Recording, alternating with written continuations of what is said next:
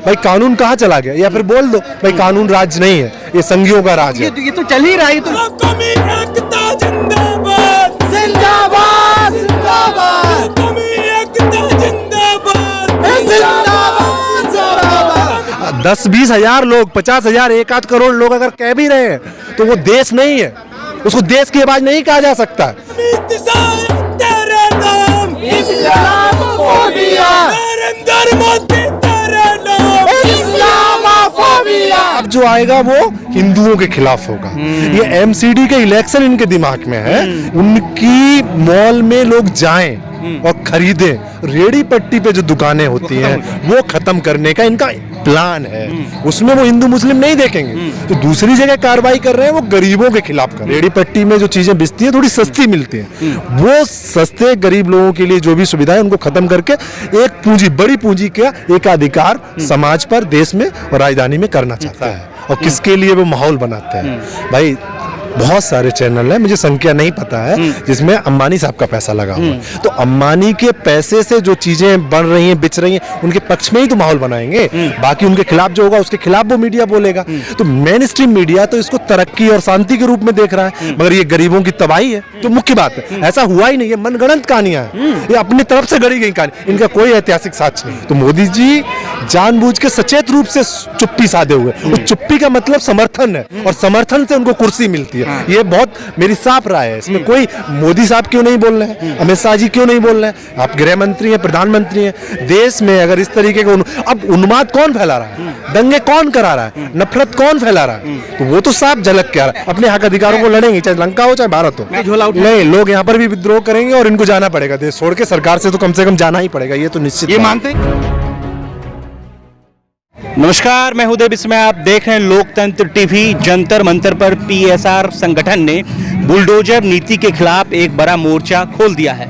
लोगों का मानना है, पीएसआर वालों का मानना है, जो लगातार गरीबों पर बुलडोजर चला जा रहा है, रेडी पट्टियों पर जो बुलडोजर चढ़ाया जा रहा है, ये एक न्याय संगत व्यवहार नहीं है। इस दौरान हमारे साथ बातचीत करने के लिए सुशील हमारे साथ मौजूद हैं। सुशील जी, कैसे देख रहे हैं जिस तरीके से बुलडोजर चल रहा है, आप उसके नीति के खिलाफ बिल्कुल आज आपकी मोर्चा यहाँ पर है, पीएसआर की टीम यहाँ पर है, कैसे देख रहे हैं तमाम चीज़ों को? देखिए, बुलडोजर का दो मतलब है, साफ साफ है।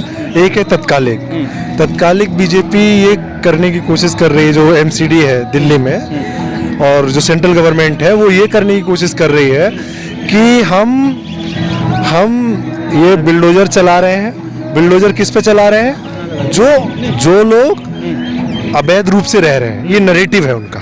मगर इनका टारगेट देखो, टारगेट एक कम्युनिटी को कर रहे हैं जो खास शाहीन बाग था, जहाँ सीएनआरसी के खिलाफ आंदोलन हुआ। उस कम्युनिटी को ये लोग सही कर रहे हैं, तथाकथित सही। तो उस सही के खिलाफ जो आएगा वो हिंदुओं के खिलाफ होगा। ये एमसीडी के इलेक्शन इनके दिमाग में है कि हम तो बुलडोजर से सही कर रहे थे, मगर ये केजरीवाल, कांग्रेस, ये इसके खिलाफ समर्थन में है। ये पोलराइजेशन एक बात है। तो दूसरी और जो महत्वपूर्ण और मुख्य बात है वो है बड़े कॉरपोरेट घराने जिनके मॉल हैं, जिनके स्टोरेज है, अंबानी से लेके अडानी से लेके वॉलमार्ट, उनकी मॉल में लोग जाएं और खरीदें, रेडी पट्टी पे जो दुकानें होती हैं वो खत्म करने का इनका प्लान है। उसमें वो हिंदू मुस्लिम नहीं देखेंगे। तो दूसरी जगह कार्रवाई कर रहे हैं वो गरीबों के खिलाफ कर रहे हैं। दो फायदे हैं, एक तो पोलराइजेशन करके वोट ला रहे हैं, दूसरे जिनसे ये चंदा लेते हैं उनके लिए एक बिसात बिछा रहे हैं कि भाई तुम्हारा ये स्टोर रहेगा, बाद में किसी की दुकान ही नहीं रखेंगे तो लोग तो अंततः तुम्हारे पास आएगा ही आएगा। ये बड़े पैसे वालों के लिए बुलडोजर चला रहे हैं सड़कों पर, ये हम लोग नहीं समझ पा रहे हैं। कुछ लोग कह रहा है मुसलमानों के खिलाफ, कुछ लोग कह रहे हैं हिंदुओं के खिलाफ। मतलब आप ये कह रहे हो कि हिंदू मुस्लिम की लड़ाई नहीं है? दरअसल ये मुख्य लड़ाई है गरीबों के खिलाफ। कैसी लड़ाई? क्योंकि ये रेडी पट्टी को खत्म करके बड़े बड़े पैसे वालों के जो बड़े बड़े स्टोर है, मल्टी स्टोरेज जो है, वहां लोग जाएं, वहीं खरीदे, वो मनमाना मुनाफा कमाए, अपने शर्तों पर, अपनी कीमतों पर चीजें बेचे। रेडी पट्टी में जो चीजें बिकती है थोड़ी सस्ती मिलती है, वो सस्ते गरीब लोगों के लिए जो भी सुविधा है उनको खत्म करके एक बड़ी पूंजी का एकाधिकार समाज पर, देश में और राजधानी में करना चाहते हैं। सुशील, ये तो आप कह रहे हो, लेकिन जो मेन स्ट्रीम मीडिया है, जो लगातार सरकार, जो पूरा देश देख रहा है जिस चीज को, वो तो उसके पक्ष में खड़ी है। जो मेन स्ट्रीम मीडिया दिखाती है वो पूरा भारत के लोग उसको फॉलो करते हैं। नहीं, ये तो मेन स्ट्रीम मीडिया में किसका पैसा है और किसके लिए वो माहौल बनाते हैं भाई। बहुत सारे चैनल हैं, मुझे संख्या नहीं पता है, जिसमें अंबानी साहब का पैसा लगा हुआ है। तो अंबानी के पैसे से जो चीजें बन रही हैं, बिच रही हैं, उनके पक्ष में ही तो माहौल बनाएंगे। बाकी उनके खिलाफ जो होगा उसके खिलाफ वो मीडिया बोलेगा। तो मेन स्ट्रीम मीडिया तो इसको तरक्की और शांति के रूप में देख रहा है, मगर ये गरीबों की तबाही है, त्रासदी है। जबकि तो बात है, मीडिया इसीलिए वो चीज दिखाने की कोशिश कर रहा है कि ये सही है, सच में सही है, मगर अमीरों के लिए सही है, गरीबों के लिए तबाही है। इसका साफ विभाजन है, इसमें कोई इसीलिए मीडिया जिसका पैसा है उसके लिए काम कर रहा है, उसके लिए दुम बजा रहा है। हाँ, ठीक है, ठीक है। ये कुतुब मीनार, ताजमहल, ये तो दुनिया देख रही है कि अब देखिए दिया कुमारी उदयपुर की महारानी है, वो कह दिया कि ताजमहल हमारा है। देखिए इस देश में ये लोग जो कर रहा है वो आश्चर्य की बात है कि भाई मध्यकाल में क्या हुआ। एमपी है वो, आश्चर्य की बात। हाँ नहीं, एमपी है तो ये जेएनयू ये दरअसल देश के संविधान के संरक्षकों को इस चीज को संज्ञान में लेना चाहिए और इन पर कार्रवाई करनी चाहिए कि जो भी पुरातात्विक इमारतें हैं आज के समय में, वो सरकार की जिम्मेदारी उनकी रक्षा करे, उनकी सुरक्षा करे। जो भी उस पर, चाहे वो माहौल बना के, चाहे धर्म के नाम पर, चाहे जैसे भी उस पर अगर हमला कर रहे हैं तो उन पर कठोर से कठोर कार्रवाई करनी चाहिए। संविधान कहता है, ये ASI India archaeology survey of India की ये इमारतें हैं और ये देश की संपत्ति है, देश की इमारतें हैं। नहीं। और वो कह रहे हैं कि विष्णु स्तंभ है, कुतुब मीनार नहीं है। नहीं, ये देखिए, ये भावनाओं के साथ खेलने का इनका नाटक है। लोगों की एक आस्था है, हर धर्म की अपनी आस्था है, उसमें किसी के पास कोई तथ्य नहीं है, कोई सबूत नहीं है। और मध्यकाल में क्या हुआ उसका बदला तुम आज लोगे। देखिए सुशील, और दूसरी बात, ऐसा हुआ भी है या नहीं, जो मुख्य बात है, ऐसा हुआ ही नहीं है, मनगढ़ंत कहानियां हैं, ये अपनी तरफ से गढ़ी गई कहानी, इनका कोई ऐतिहासिक साक्ष्य नहीं है। और ये साक्ष्य अगर है तो इन्होंने गढ़े हैं। मोदी जी भी ट्वीट नहीं करते इन बातों पर, वो देख रहे हैं वो क्या हो रहा है। देखिए मोदी जी मोदी जी तो इनको समर्थन करते हैं और मोदी जी जानते हैं कि इनको समर्थन करके इनको हम आगे बढ़ाएंगे तो हमारी कुर्सी सुरक्षित रहेगी, ये है उनका उद्देश्य। तो मोदी जी जानबूझ के सचेत रूप से चुप्पी साधे हुए, और चुप्पी का मतलब समर्थन है और समर्थन से उनको कुर्सी मिलती है। ये बहुत मेरी साफ राय है, इसमें कोई मोदी साहब क्यों नहीं बोल रहे हैं, अमित शाह जी क्यों नहीं बोल रहे हैं, आप गृह मंत्री हैं, प्रधानमंत्री हैं। देश में अगर इस तरीके का अब उन्माद कौन फैला रहा है, दंगे कौन करा रहा है, नफरत कौन फैला रहा है, तो वो तो साफ झलक के आ रहा है। भाई अब आप जा रहे हो कुतुब मीनार, जो 12वीं शताब्दी में बनी है, 13वीं शताब्दी में जो इमारत बनी है, उसके बीच में अचानक तुमको 2022 में पता चल रहा है यहाँ पे विष्णु स्तंभ। हाँ, और बीच में क्या हुआ?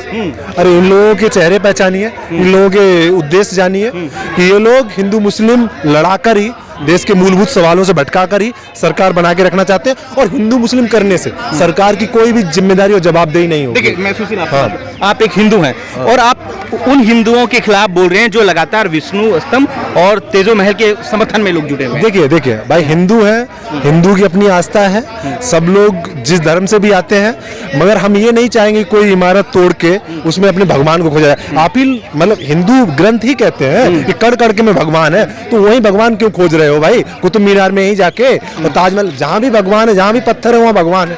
तो कुछ इमारतें अगर बनी हुई है जिससे देश की आय बढ़ रही है और देश अगर संविधान के अनुसार है, धर्मनिरपेक्ष है, तो किसी भी धर्म के लोगों को दूसरे धार्मिक स्थल या उसके प्रतीकों को तोड़ने का कोई हक नहीं। अगर कोई तोड़ता है तो सरकार की जिम्मेदारी है उस पर कठोर से कठोर कार्रवाई करे, जो संविधान के अनुसार जो वो संभव है। क्यों संभव नहीं है? होगा क्यों इस समय में क्यों नहीं होगा भाई? कानून कहाँ चला गया? या फिर बोल दो भाई कानून राज नहीं है, ये संघियों का राज है। ये तो चल ही रहा है, ये तो लोग मान चुके हैं जो आप कह रहे हैं। नहीं, ये संघियों कुछ का लोग राज ही तो है। देखिए मीडिया वालों से अपील है, कानून के राज में तेज नहीं, ये मीडिया वालों से, ये कुछ लोग हैं, मुट्ठी भर लोग हैं, इनका कितना 130 करोड़ आबादी है इस देश की। 130 करोड़ में मान लो हम बच्चे और बूढ़े मान लो 20-30 करोड़ है, फिर भी 100 करोड़ लोगों में कितने लोग हैं जो ऐसा कह रहे हैं? 10-20 हजार लोग, 50 हजार, 1-8 करोड़ लोग अगर कह भी रहे हैं तो वो देश नहीं है, उसको देश की आवाज नहीं कहा जा सकता।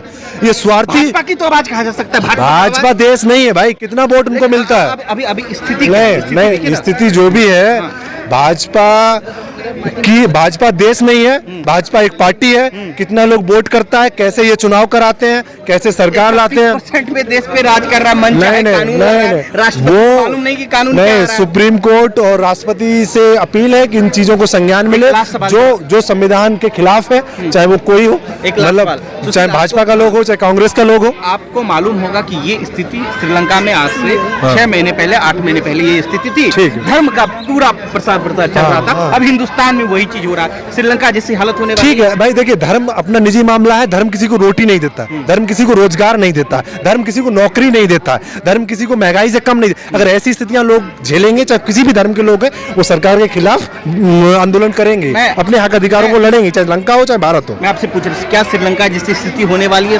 हिंदुस्तान? भाई हम ज्योतिषी नहीं है, मगर अंदाजा ये है कि भाई अगर ऐसे ही हालत बने रहे, सबसे बड़ी बेरोजगारी है। मंत्री तो भाग यहाँ कहते थे झोला उठा के जाएंगे, वो चले गए। वो चले गए हैं। अगर ये लगातार ऐसी स्थिति बनी रही, महंगाई पर, बेरोजगारी पर और ये अशिक्षा पर, इन तमाम चीजों पर, तो लोग यहाँ पर भी कह रहे थे झोला उठा, नहीं, लोग यहाँ पर भी विद्रोह करेंगे और इनको जाना पड़ेगा देश छोड़ के। सरकार से तो कम जाना ही पड़ेगा, ये तो निश्चित। ये मानते हैं इस बात? हाँ, एकदम ये सच बात है। लोग तो कह रहे हैं कि ये हिंदू राष्ट्र की नीति है। कितने लोग हैं, कितने लोग हैं भाई? अब चुनाव, कहाँ विरोध दिखाई नहीं, यूपी में चुनाव देखिए, आपके पास सरकार है, आपके पास पैसा है, आपके पास जो उन्माद फैलाने वाले लोग हैं, जो मुट्ठी भर अपर क्लास, अपर कास्ट के आप नुमाइंदगी करते हैं, जो यहाँ के अमीर लोग हैं, जो हिंदू वर्ण व्यवस्था के समर्थक है, उनका आप प्रतिनिधित्व करते हैं, उनकी आप पार्टी है। ये देश नहीं है, देश 80-90% लोगों का, ये अल्पसंख्यकों का शासक है, आर्थिक रूप से और सामाजिक रूप से अगर देखोगे तो। इससे हम इसको देश नहीं मानते।